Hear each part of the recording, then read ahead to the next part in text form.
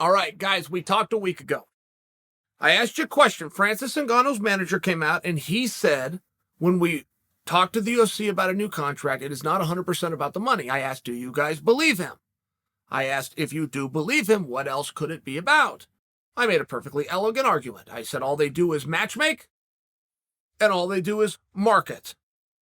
So if it's not about the matchmaking, it's not about the marketing, it's not about the money, what else could it be about? Well, I missed one, and I appreciated the answer. Francis made this very clear for us. He said the new contract must allow me the ability to go out and box. Thank you. I feel as though Francis was answering me, and maybe I had nothing to do with it, but I think that we did have that conversation over here first prior to getting the answer, and now we know. We've got the clarity. Look, I appreciate anybody who's very upfront and tells you. Now, you've got, if you're playing that game and you think that you've got the moral high ground, as long as Dana comes back and plays that same game, in which case he's going to say, no, we're all equal. We're all doing what we're supposed to be doing, right? Everybody ethically is being responsible and disclosing right up front. Now, let's just talk about for a minute what the problems and what the differences are with promotions.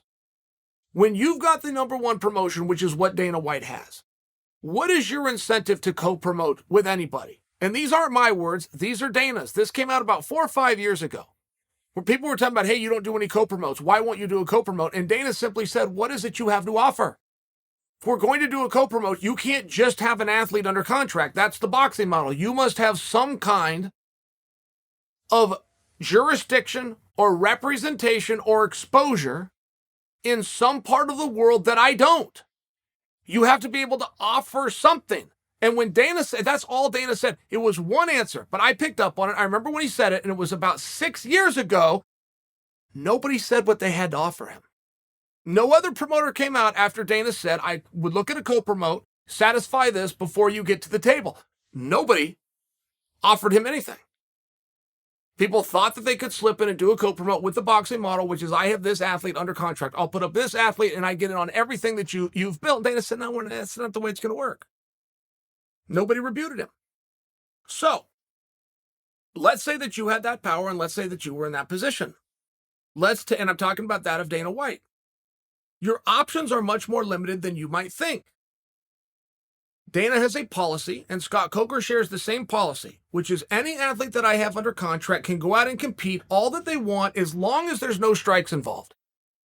You can wrestle, you can grapple, you can do jiu-jitsu, you can enter a sambo tournament, you catch up on your judo, whatever it is you want to do, but nothing that has strikes involved. No kickboxing, no boxing would specifically come to mind. No point karate, no taekwondo competitions. I don't want you doing anything that I believe reasonably could damage my product, which is you. Okay. The two leaders in the industry are perfectly clear and have agreed on that. Francis wants to get around it, and he wants to be able to go and box. What I believe is another piece of this has nothing to do with Showtime or HBO. It has nothing to do with Bob Arum or Eddie Hearn at all. I believe, my guess, I believe that Dana knows the reality. Dana used to box. And he knows the reality, which is you are very, very good at fighting. You are a very dangerous person. You have a very wonderful MMA career. This is a vastly different sport. You're going to look like a fool. And if you're my champion and I allow you to go and look like a fool, what do I do when you come back? I try to tell the whole world, oh, this is different? Or I have to now admit to the whole world, the guy that's the world champion in my sport couldn't make it one round over there. It's going to make look over there is where something better is at. I mean, this is the exact opposite problem that, say, Vince McMahon would have. Vince McMahon was put in this very spot, and a promoter will always ask himself, what if? What if? And then he'll see the potential for the bright side. So Vince McMahon, by example, when he released Brock Lesnar to come over for UFC 200 against Mark Hunt, asked himself, what if? What if Brock wins? Not what if Brock loses. What if Brock goes out there and gets exposed. What if Brock wins? And so he allowed Brock to go do it. Brock comes back. He's a big shiny trinket. They put the world championship around him. It's perfectly believable. Monster can do both and off you go. But it's a very different way of looking at things. So if you're in Francis's spot, and I think that Francis is doing everything fine. I appreciate that Francis answered the question. Here's what I'm looking to do. I appreciated that. Francis, for all the skills that he has, I don't believe is who you would want to be your partner in a game of Jeopardy if the topic was history of combat. I don't feel like he studied the sport. I don't feel like he studied the business. I don't think he knows which way is up. And I don't think that's an insult to Francis. I think that somebody needs to grab him and smarten him up on this. Look, one thing that boxing has never succeeded at, they have never made losing acceptable.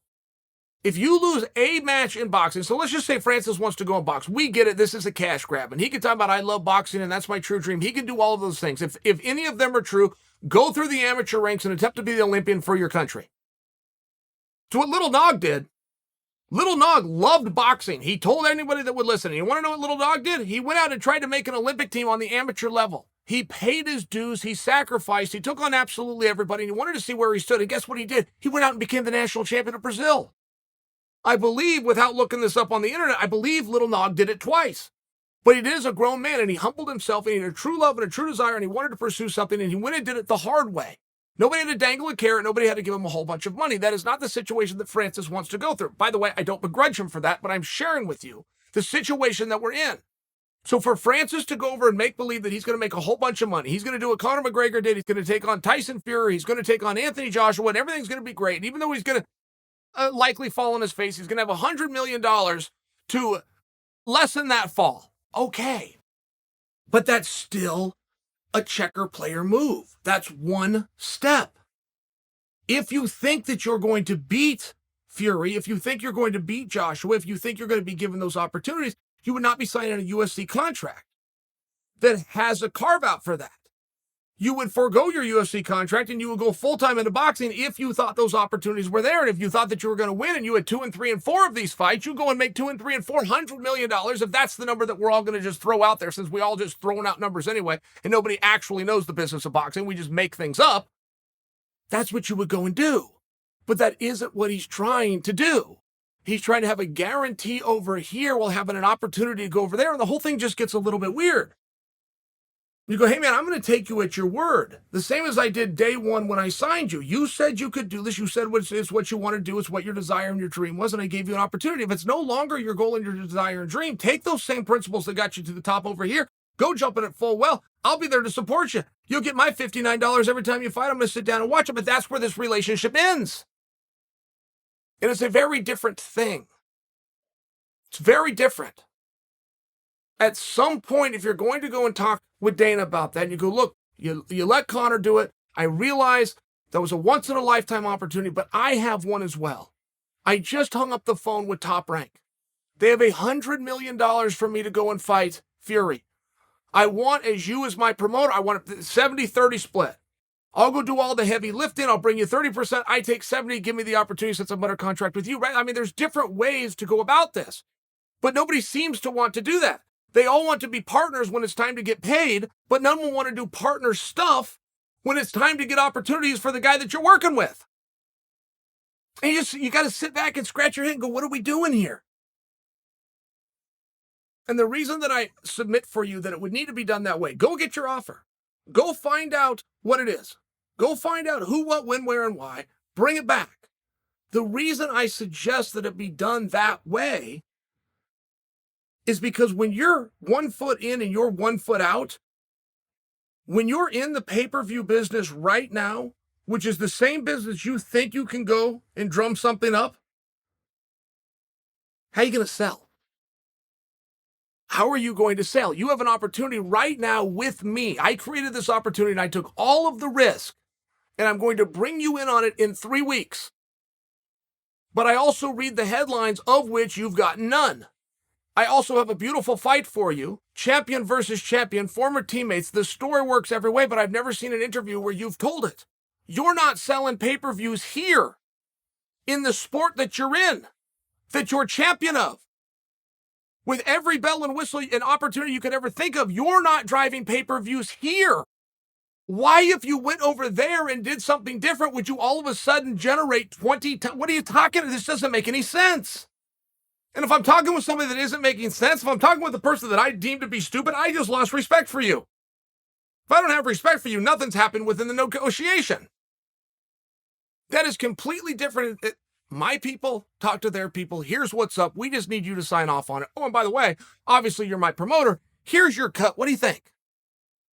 You might get a no, but now you're having a conversation. Now you've got something to be discussing. It's a very tough spot. Look, selling pay-per-views is the hardest thing I personally have ever come across in business. It's a very tricky full-time job. It is a full-time job. And just because you did it 3 months ago does not mean you're going to do it 3 days from now.